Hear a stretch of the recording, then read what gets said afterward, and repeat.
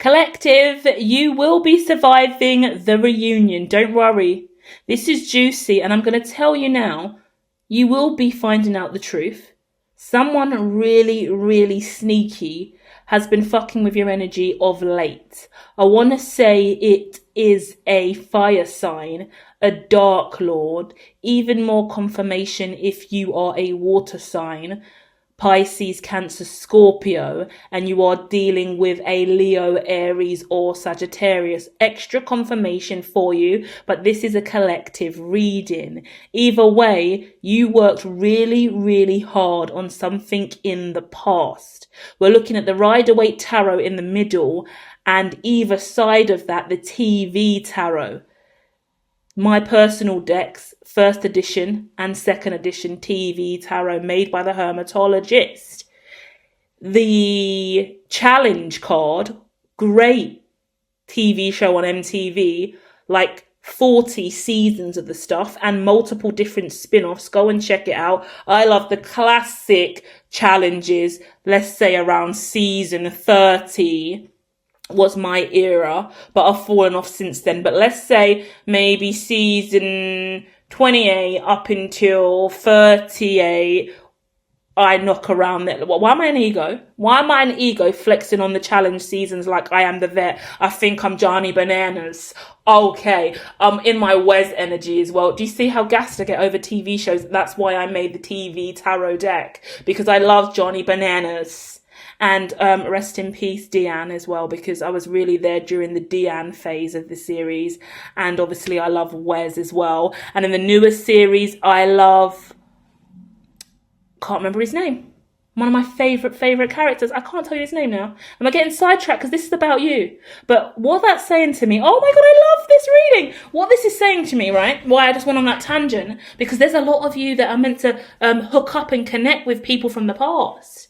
Like, why did I go back to season 28? Why am I talking about Deanne, you know, who passed away from cancer, really struggling on the show, reality show this is, and Johnny Bananas and Wes, and I'm going to get his name eventually. I love him to pieces. What's his name again? It will come to me in this reading, and we're going to pin on that.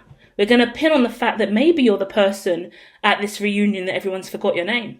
Maybe you think people have forgot your name. Look at the person in the middle, worried.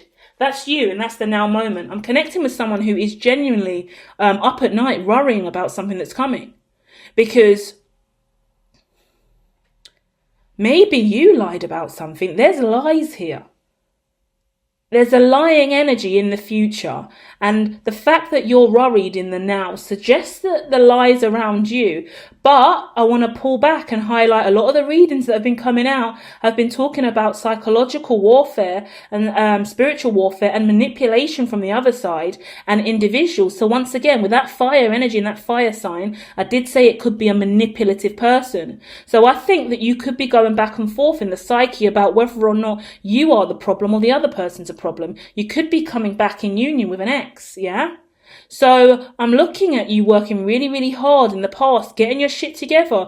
Like, someone could be making a plaque, a medal of honor, preparing to award someone, organize a ceremony. Again, a lot of ceremony talk on the channel over the last few weeks. What on earth's going on out there, collective? But a lot of ceremony, a lot of events, especially with the... 10 of Pentacles in the interference position.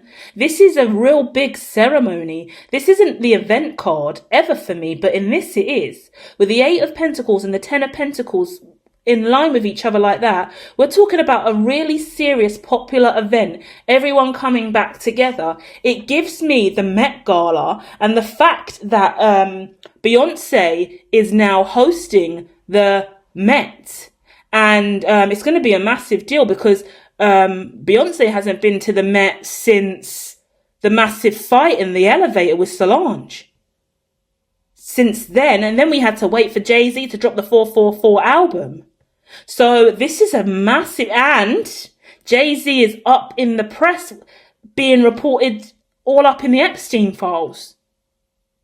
Devastating. The man is getting pelted year after year with accusation after accusation and thinking, right, we're going to get Black Love at the Met Gala 2026. Beyonce's back in the limelight. Flash, flash, flash, flash. Look this way, look this way. Show me who you are. What are you wearing? Who are you wearing? Now we've got controversy around that. That's only in May. It's not too far away. We hope the controversy dies down and we can have a gorgeous Met Gala. You know, but some of you are going to your own gala. Your own Met event, your own masterclass. You're putting on a show, there's an event going on, and you're worrying about it because there's other stuff going on behind the scenes. King of Pentacles here too. This is your vibration in your surrounding environment. This is talking to me more than anything else about you being grounded, you having a beautiful life for yourself. I see you having a beautiful sanctuary, garden, outdoor space, really utilizing your green environment, greenlands, greenland.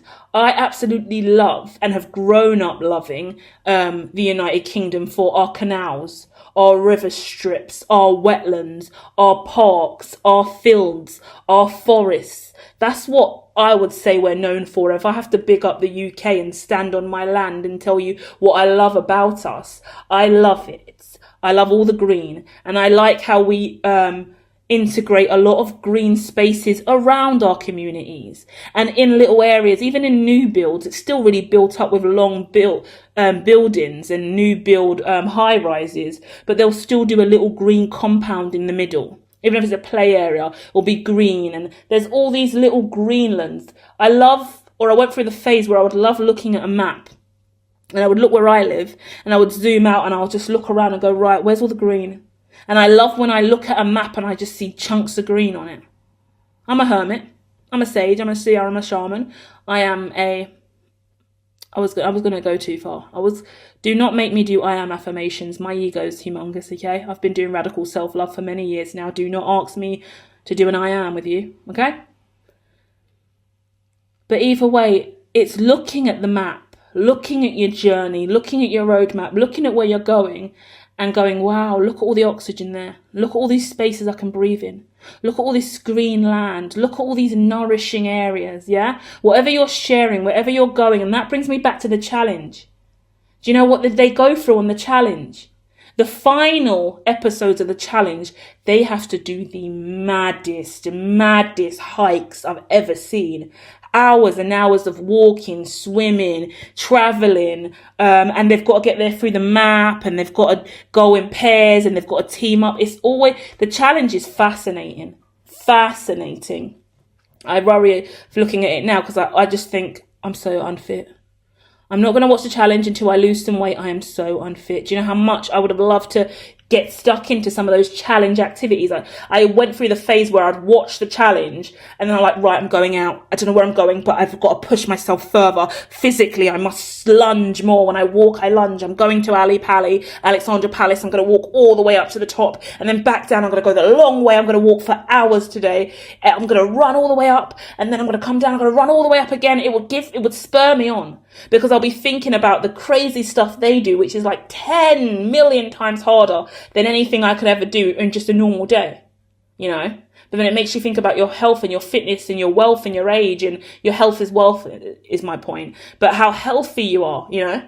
So considerations there about who you've become, a lot of worry, okay? So you could be worrying about your money, you could be worrying about your health, you could be worrying about your appearance, you could be worried about these lies and the gossip in the media or in the family and the network around you, because you are meeting up with old friends and colleagues and family members, and it's different for all of you guys, because this could be a custodian issue. Someone could be fighting for custody for their kids. You could be going into mediation. That's what I just got. So you could be meeting up with your baby mother, baby father after a really long time and sitting down with them. You could be seeing your child after not seeing them for a long time, but you've got to see them in a mediated space. That could be really difficult for you too. You could be meeting someone online that you've never met but you've spoken to for years. You could be meeting a lover, a brother, a sister, cousin, estranged family members, a stepbrother or sister you've never met before, first time you're meeting someone. You could be meeting an executive, you could be getting called in for casting, and you've got a callback, or someone's giving you a leg up. Whatever you're doing, it's an opportunity, and it requires you to kind of show up, and you're like, am I going to look the same as my casting photo? Like, am I going to live up to the expectation? They're going to see me face to face and not just on camera. What if they don't want to sign me? Like, it's about someone getting signed, someone getting booked, someone getting casted in these different roles, and you're worried if you're going to make it if you look as good as your headshots. Yeah. So I'm connecting with like a model who is making sure they are runway ready, and the future is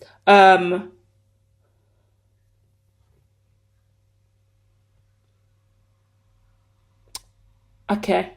I'm connecting with a kind of like a double paradox with this Seven of Swords, because on one hand, I'm seeing someone going, have I got away with it? Have I got away with it? Yeah. Like, have I grounded this enough? Can I get away with this? Can I get away with this? Someone is they're trying to pass for a different culture or a different race or a different religion. This is a bit interesting. Someone's trying to cover or like cover who they are with some kind of indigeny, and they're trying to cover their tracks, or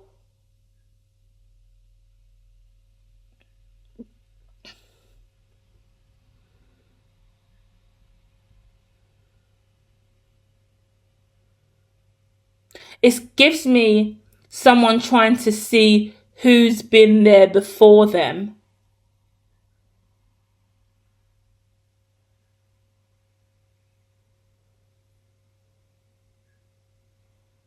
in regards to trying to trailblaze in some way.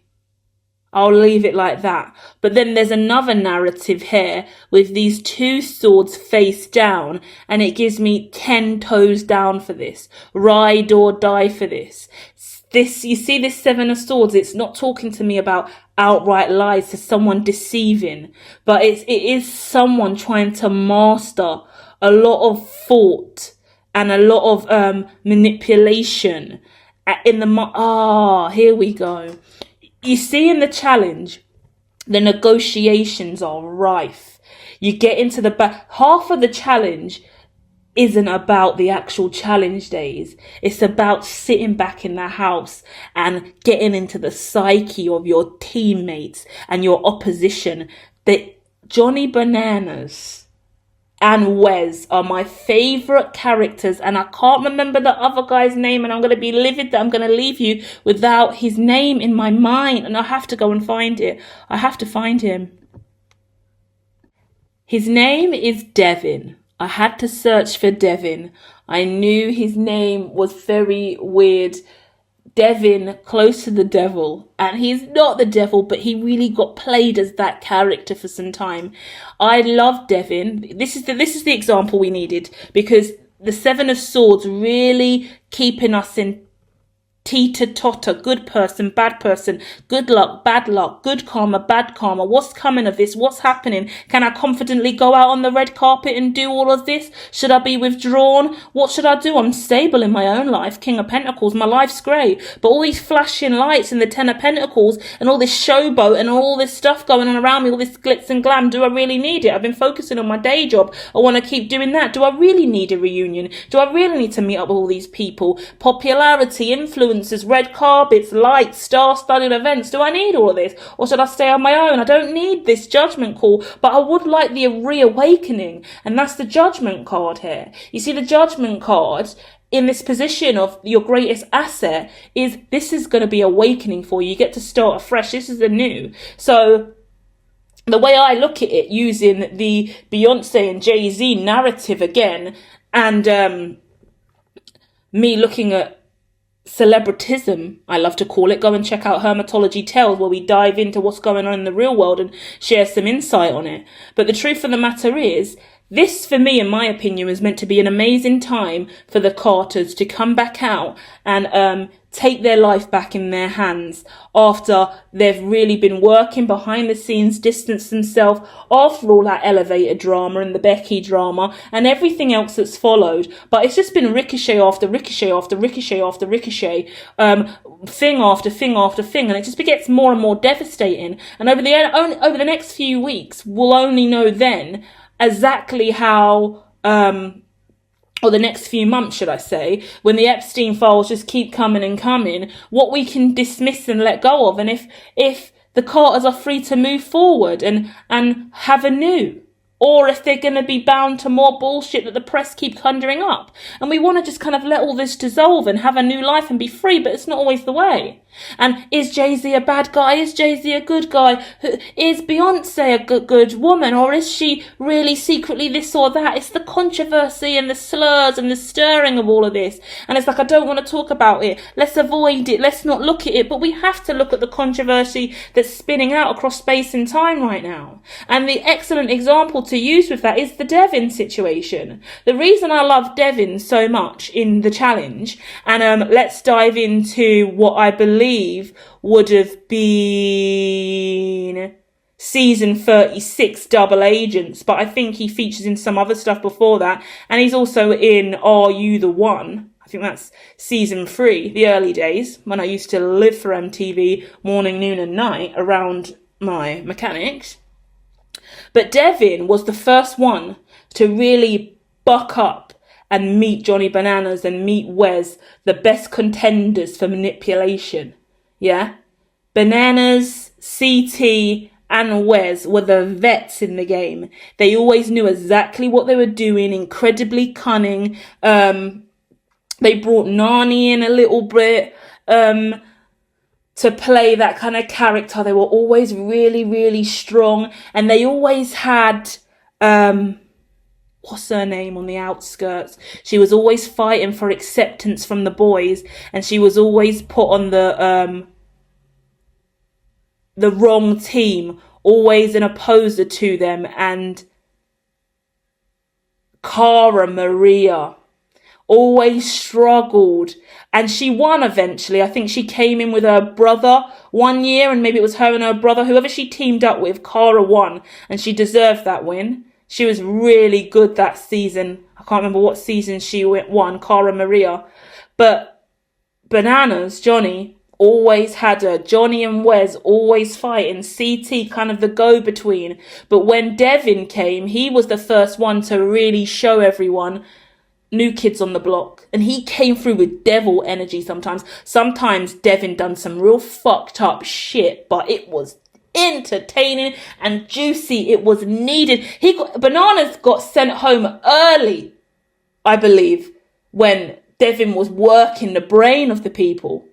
Devin is the brain. The challenge is fascinating, really, really fascinating. I'm a developmentalist. We study human engagement. So the nerd in me loves reality TV, full stop. And I'd love to see humans just be human. Normal TV shows and movies are so casted and scripted sometimes. It's just like you can't really go anywhere with it. I'm neurodiverse in the brain, and I'm a psychologist at heart. Deep psychological background, symbolism. Look what I'm doing with you guys. I mean, come on. So with that in mind, I love the psychological warfare that the challenge brings, because the challenges are fucking hard on your body, like physically, but the mental state, like some of the mental abuse and violations some of these people have put on, and then they start having sex. In my head I'm thinking of Laurel. Laurel has been a great character in it too. She got dragged in, she got slagged off for doing some of the most kind of evilest stuff. Some people are like double agents, double bluffing, and it's all the voting. Who do you want to get out? It's so manipulative, real cunning, juicy, classic. One of the greatest things MTV's ever produced, I will say. That's exactly why it's got more than 40 seasons. The shit's sensational. Yeah? And that's what we're looking at here. I'm telling you all these stories about all these people, and this is titled Reunion. Tell me in the comments, what on earth are you doing? Connect the dots for me, because this is Six of Cups, someone from the past, and Knight of Swords, something coming in, and it's clarifying, and it's asking you, are you ready for this new? It's saying you will survive this. You will need this new beginning, but there is a whirling shitstorm around you. And there are positive people here. There are negative people here. There are manipulative narratives here. This is a fireball coming towards Earth. This is an inevitable event, scenario, ceremony, occasion. It's coming. And it's kind of like, I love it because they're challenging me with the Seven of Swords, and they're going, am I going to get away with this unscathed, right? I don't want to leave footprints behind me. I don't want to be tracked, yeah? Like, certain people don't want to be tracked. Some people don't want to be harassed. Certain people don't want to be stalked. Certain people don't want to be followed. Some people just want to have a go and have a good time. So many people, like, I'm getting, you don't want to give out your phone number to certain people, and they're going to be, oh, what's your number? Like, you're going to be forced into networking, connecting with people and giving out your number and details. So you've got to get ready for that. Prepare, like, someone's freaking out about this, yeah. Because you in the middle, it's going, I'm grounded, I'm happy, and I'm King of Pentacles all on my own. If I go to this event, people are going to want to take my number. People are going to ask me to get back to them. People are going to want to sell me stuff. People are want me to invest. There's so much opportunity. The struggle of the rich and famous, my goodness. Seriously? There's so much abundance in the environment. I can't bear it. Everyone wants to know my name. Everybody wants my number. Everybody wants an autograph. Goodness me. The paparazzi are going to be everywhere. Everyone's going to be staring at me. For goodness sake, I can't bear this life. Really?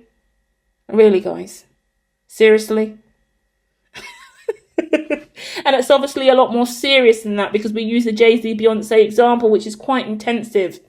Because goodness me, there's so much connotations. Like, you could be going to this event and your ex-husband's going to be there. First time you're going to go out, and your husband's going to be there. Your ex is going to be there. Your baby father, baby mother's going to be there. Your estranged family, like your family you're estranged from, your ex-in-laws there's a lot of yucky icky stuff.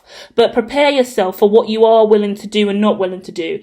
If you're going to give out your number, who are you going to give it to? Do you need to give out a whole other number and create a whole nother line? Awkward, but sometimes it be like that. You're going to go somewhere, you do want to network, you do want to receive numbers, and you do want to be open enough to engage further with others. How will you do that? There's different platforms and different ways to communicate without giving your actual number, so bear that in mind. Because I get that as well. And your address and how long you're going to be in town for. I'll come and see you tomorrow. Should we do lunch next week? Like, all of that kind of stuff. Work out how you're going to make that work for you. Like, just set a plan in motion. So it's simple as, right, I'm busy all this week. I'm busy all next week. So straight away, you're telling people, in about 2 weeks, maybe I might have time in 2 weeks. But I'll have to get back to you. Like, just know what you do and don't have to give. So in 2 weeks from now, or from 2 weeks from that event, you have 2 available slots. And then you just process in your mind, okay, this is ego as fuck, but whoever you are, it is what it is, right? You're willing to give lunch dates to 2 people. This could be a massive dating thing that you're going to, and people are going to want to date and hook up, and you don't want to quick wham bam thank you ma'am, even though people are around you like, come back to my hotel, come and see me, come and do this, come to our after party, come back to ours for tea, come back to ours for drinks, and you're like, no, I'm good, thanks. But I do have a brunch I'm going to in 2 weeks if you want to come along. I do have reservations for this. I actually am going to a concert if you want to come along. I am actually going for dinner on this day if you want to join me. I do have reservations for this restaurant. Like, you can make it look super classy and fly. Who am I schooling on how to be fly? My goodness. I'm pretty sure you're fly enough. Go and fly. Go and be amazing. Go to this event. Turn up. Have a fantastic time. And I'll be back soon with more. Love and light.